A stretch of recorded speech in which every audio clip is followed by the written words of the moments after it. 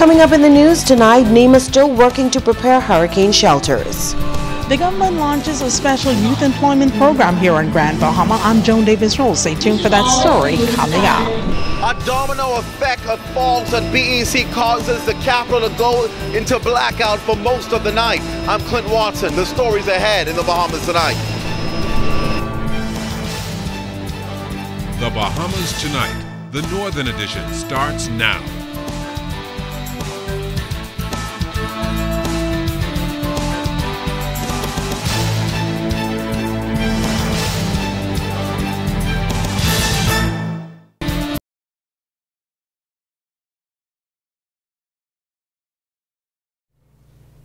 This is the Bahamas Tonight, the Northern Edition. Good evening all, I'm Megan Shepard. Thank you so much for joining us. Today marks the return of the government's Summer Youth Employment Program. An official ceremony was held this morning at the Foster B. Pastina Center, where the Minister for Grand Bahama challenged participants as they prepare to head into the workforce come next Monday. Joan Davis-Roll reports. A significant change in this year's youth employment program here on Grand Bahama.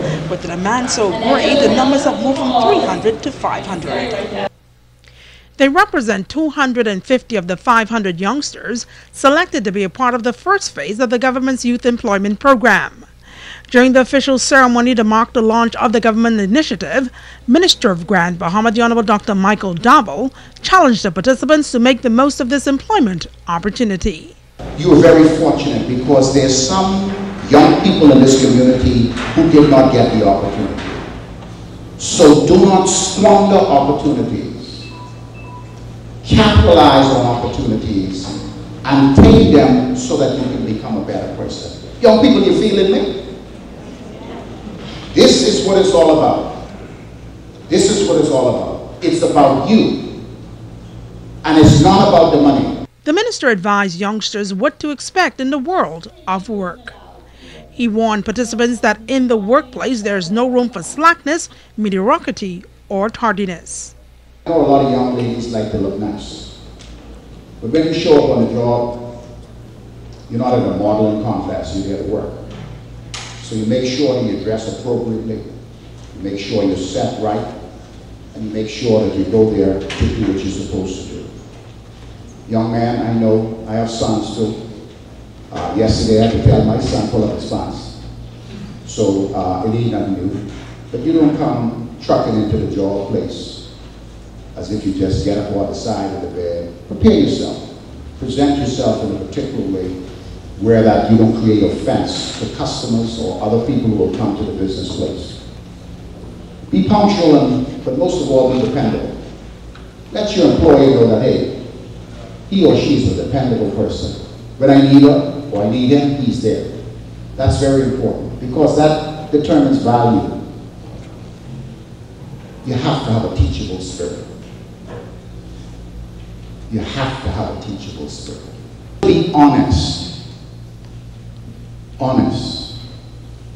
And ethical in all your doings. If I put you in front of my cash register, that money don't belong to you, belong to me. If you touch it, you have violated our working relationship. Along with the work advice, the minister gave this admonition. It's important for you young people to develop a personal relationship with the Lord Jesus Christ. I know, because I can distinctly remember the day when I met him as a non-believer. And I stand up here today as a believer and someone who loved the Lord. It is vital that you develop your spiritual life and begin to think of things that would edify him, because it's all about the Lord Jesus Christ. Let's pray. The orientation ceremony ended as Minister Dabo called on the president of the Grand Bahama Christian Council, Reverend Peter Pender, to cover participants in prayer. Joan Davis-Roll, ZNS Network News. The first named storm of the 2014 Atlantic hurricane season developed this week, and while it provided an opportunity for NEMA to test its preparedness plan, concerns were raised about the apparent loss of electricity at that vital agency.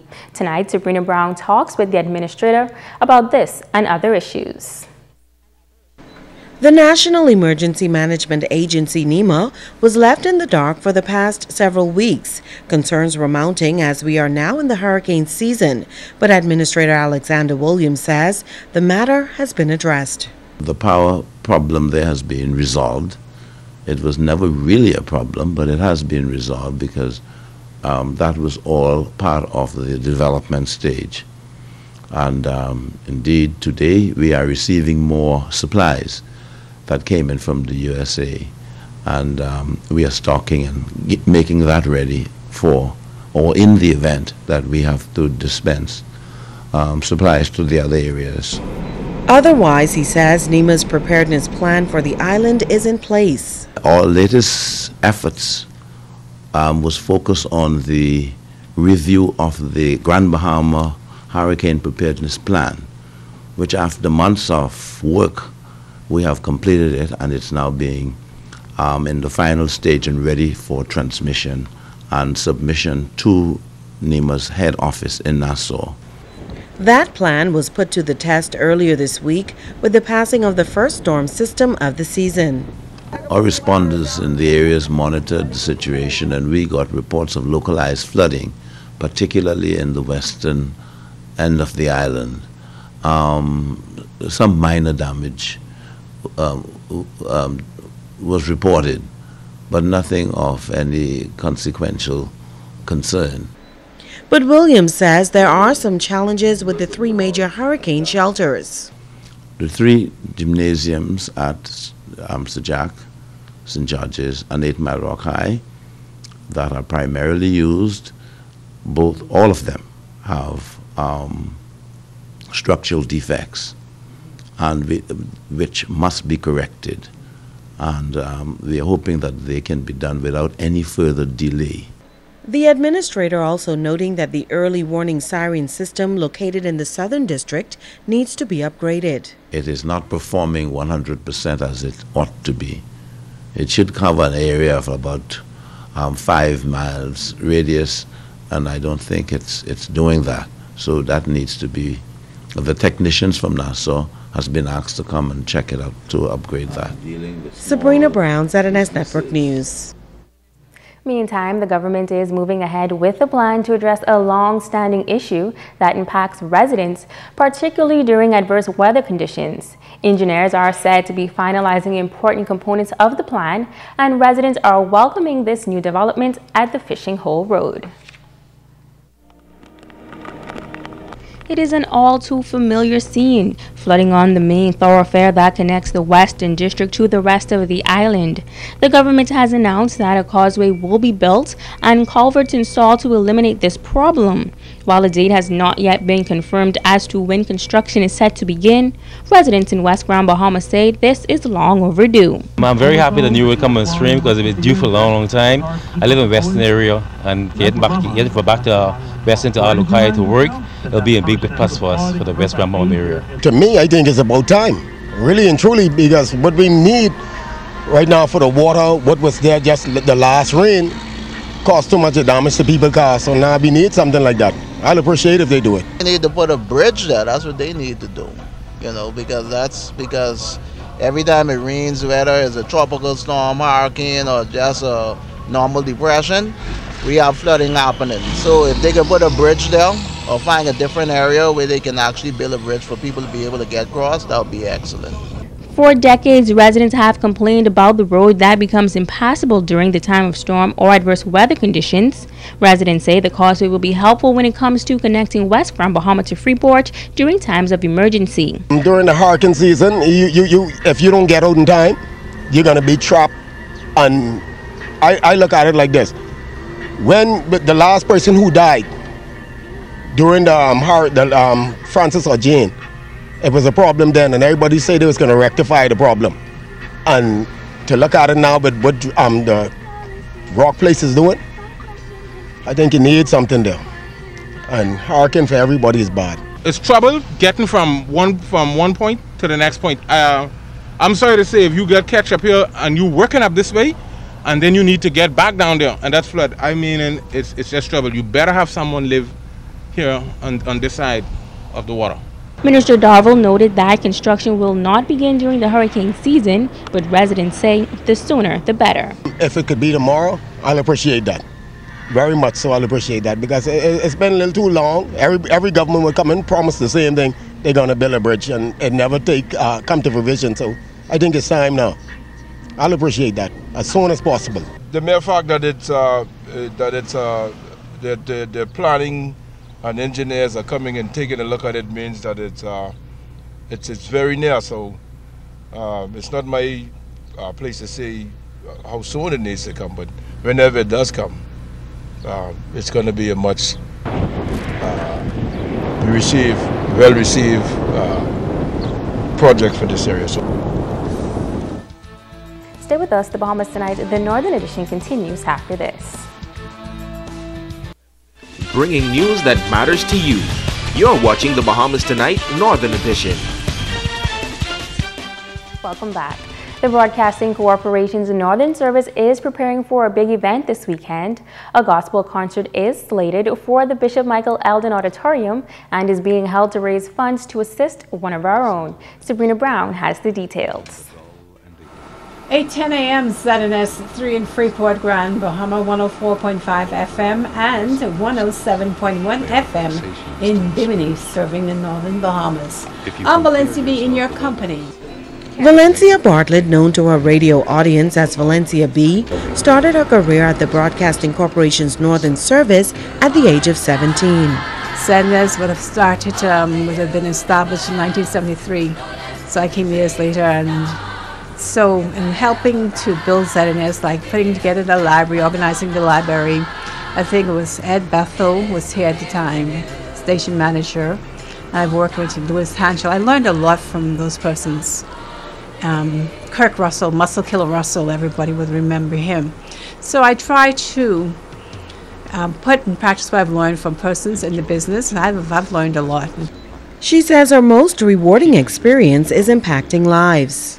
There's a story about this lady who called me while I was in the air.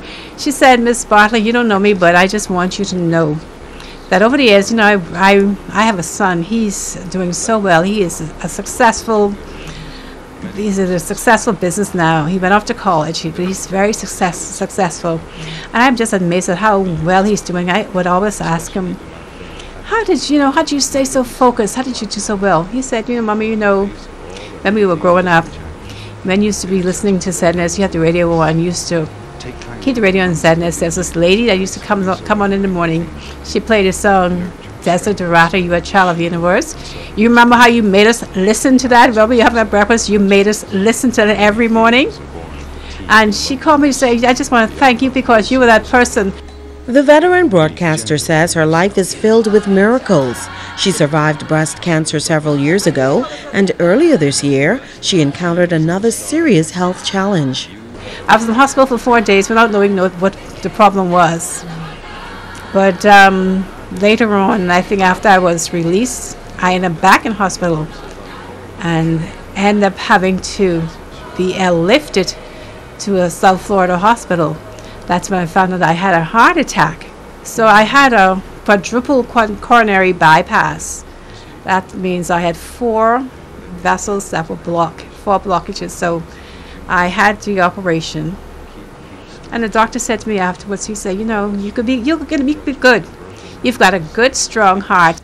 On Sunday, the corporation will hold a fundraising event in Valencia's honor. It means a whole lot. I really appreciate the persons the organizers, as well as those participating, the many persons who are on the program as well. I just want to thank the entire Grand Bahama public. Thank you for their continued prayers and support. But I'm doing much better now, just as you all can see. And I just thank God I'm here. Sabrina Brown, ZNS Network News. A special camp underway in the Freeport area It is diverse and provides a fun learning experience for the students. As Joan Davis reports, this camp has a heavy concentration on things Bahamian. It is a camp like none other and promotes all of the things that shapes who we are and where we have come from as Bahamians. From boat building to arts and crafts, the plaiting of straw, agriculture projects, hopscotch, and we cannot forget the treasures of reading, 21st century style. All exciting facets of the special camp hosted by the Sir Charles Haywood Library. Youngsters on Grand Bahama taking in the great outdoors and all that the environment has to offer as they participate in a unique camp that takes campers back to basics. Coordinator of the special art in the park is Cordell McNabb. What we're doing is introducing or reinforcing some of the craft aspects. We'll be doing shell crafts. We'll be using sea glass to make jewelry. We're doing painting, drawing, and also allow them to understand the concept of geometric shapes as they relate to all objects, whether they're man-made or natural. McNabb believes that the camp provides a strong foundation for our youth and an exemplary learning adventure far beyond the classroom. They will also get the understanding that it's not just a classroom setting, and in most cases only at the college level or the professional level that you'll find artists outdoor doing work. Everybody's inside, and it seemed like a studio thing. When you're outside, you're more influenced and encouraged and motivated by the things around you. Like we're doing butterflies right now from foam board and crepe paper, and butterfly relates to the garden. So, you know, it gives them an understanding that you can make things, and as you're outside, you'll see things around you which influence what you do. The Sir Charles Haywood Library Unique Summer Camp is being held Monday through Friday from 9 a.m. to 5 p.m. and comes to an end on August 1st. Joan Davis Rowe, ZNS Network News. Contestants in the Miss Grand Bahama pageant coming together in a worship service at the Freeport Bible Church this past Sunday. 9 young ladies have entered the pageant with the goal of competing for the coveted crown. Pageant President Glenn Davis says this time around, young ladies from various settlements on the island to vie for the prestigious title. This year we want to do something different. We went into 8 Mile Rock, West End, East End to try to get look for potential contestants, young ladies, to compete in Miss Grand Bahama Beauty Pageant this year. So we want to make it a Miss Grand Bahama, not just we call it a Miss Freeport. So young ladies just out of Freeport, we want to make all the areas in Grand Bahama get involved in the Miss Grand Bahama pageant. From West End, we have the lady Mrs. Hanner, Claudine Anna. She was really helpful for us to get young ladies preparing the girls. I go to West End just about every other week to prepare the girls down there for Miss Grand Bahama, to bring them up. When they come up, they'll know what to do with the girls from Freeport and the other settlements. Miss Grand Bahama hosted its unveiling this past Sunday. Davis says there are a schedule of events leading up to the big night.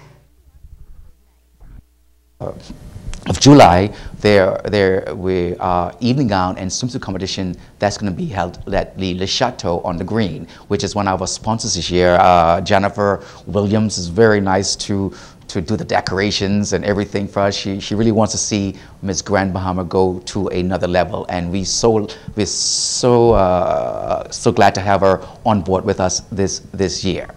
And on the 18th and the 19th of July, there's a national costume judging that's going to be held at the Bell Channel Hotel.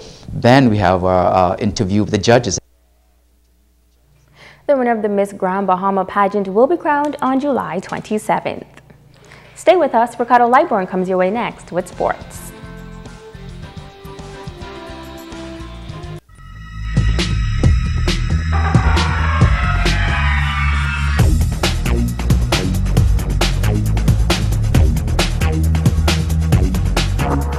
Hey everybody, it's Sports Time. I'm Ricardo Lightborn. This one goes out to all of my folks over there in Spanish Wells. You know, my cousins, they're all having a ball. Here we go. The Grand Bahama Caribbean Little League is going to be hosting a regional tournament that's coming here on Grand Bahama, July 18th to 22nd. Would you believe it? Grand Bahama will be ready for the Little Sluggers that's coming to town. The Bahamas Baseball Federation Nationals was exciting and entertaining at the Caribbean Baseball Park. Next for the Baseball Stadium is the Caribbean Regional Little League qualifying tournament, and expect the same excitement between the lines. July 18th to the 27th is the dates of the tournament, hosted by the Little League Baseball District 1 and the BBF. The local organizing committee is ready for the tournament, says Chairman Donaline Jones. We are inviting the entire Bahamas as well as the entire Caribbean countries to be a part of history as the road to Williamsport begins here. Thanks to our major sponsors for making these games possible: the Ministry of Youth, Sports and Culture, Focal, Port Group, Statoil, K. Peter Turnquest, MP, Grand Bahama East Constituency, and Sky Bahamas. The District Administrator of Little League Baseball, Eddie Claude, says 10 countries will play and the Bahamas will be well represented. The format for the tournament will take the format of a round-robin format, which each team playing each other one time. And because of the number of teams, we will have two pools, A and B. Because of the 10, we will have 5 in one, 5 in the other. The LOC thanked the many sponsors for saying yes to the tournament, Peter Turnquist and Dr. Delina Smith. I believe that this tournament will not only go a long way in exposing Grand Bahama and the economic possibilities, but it will also showcase the talent that we have locally here in Grand Bahama. As we know, the whole effort of sports is not only to provide discipline, but is also to provide opportunities. And I believe that this tournament will give our players, our local players, an opportunity to expose their talents to not only a national audience, but to an international audience. And I think that is commendable and certainly worthy of our support. The Grand Bahama Port Authority is pleased to be a sponsor for this tournament, as this event is expected to attract hundreds of players, coaches, and fans from the Caribbean, providing an economic benefit to the island while supporting our youth. So we encourage the community to come out and support the Little League Baseball Bahamas, and we commend the local organizing committee for their efforts. And next week we'll be able to hear from some of the committee members, as well as you'll be hearing from Steve Adley from the BBF and the coach. Well, he's going to be telling you how things are going. Well, the Bahamas men's national basketball team off to pretty good start at the Caribbean Basketball Championship, folks. Team Bahamas defeating Cuba last night 77-71. Watch this one on the internet. Magnum Roll, 26 points, 5 boards. Ray Rose at 17 points. Kadeem Colby with 16 and 7 rebounds. The men are back on court about 8 o'clock tonight in the semifinal clash against the British Virgin Islands. And Cuba's got to take on the U.S. Virgin Islands, and the winners will advance to a spot in the Central Basket Tournament. That's going to be later on in the summer. Well, the Bahamas put as a basketball camp tradition here on the island. That is the Ministry of Youth, Sports and Culture in conjunction with Hoyts. That's helping our youth through education and sports. They got a summer camp for you guys that's starting on Monday. That is the 7th. It'll be at the Jack Hayward Gymnasium. Well, the Deputy Director for the sport of Ministry of Youth, Sports and Culture, that is Coach Glassimo McPhee, says that simply you can come out and have a good time in the camp. We are going to have the kids from Carroll Beach, Central Grand Bahama, Lewis Yard, Pinders Point area, and Mary Star area. We're going to have them at St. George's school gym, along with the girls, all girls. And then we'll have the other section at Jack Hayward gym. Well, Coach McPhee, as you know, he will say what's on his mind. This is not a baby camp, babysitting camp, he says. It's to benefit everybody who comes out, and it is no cost. It's no cost at all. We want the parents, to know it's 9 to 2 in the morning at the gyms, Jack Hayward and St. George's, but it's not a babysitting camp. It's not a babysitting camp. We start from 5 to 15, and we will let each age group play in their section, in their age group. And we have a concession stand there, and we think we'll have the outside courts with nets at Jack Hayward and St. George's, and we just want them to have fun. And they're going to have fun. Don't forget, there's some softball tonight at the GB Sports Complex, and then tomorrow morning, get up early, run with and walk with the Fast Track Management Strive for Pride. Megan says she's thinking about it. Gosh, she ain't going nowhere. That's a look at sports tonight.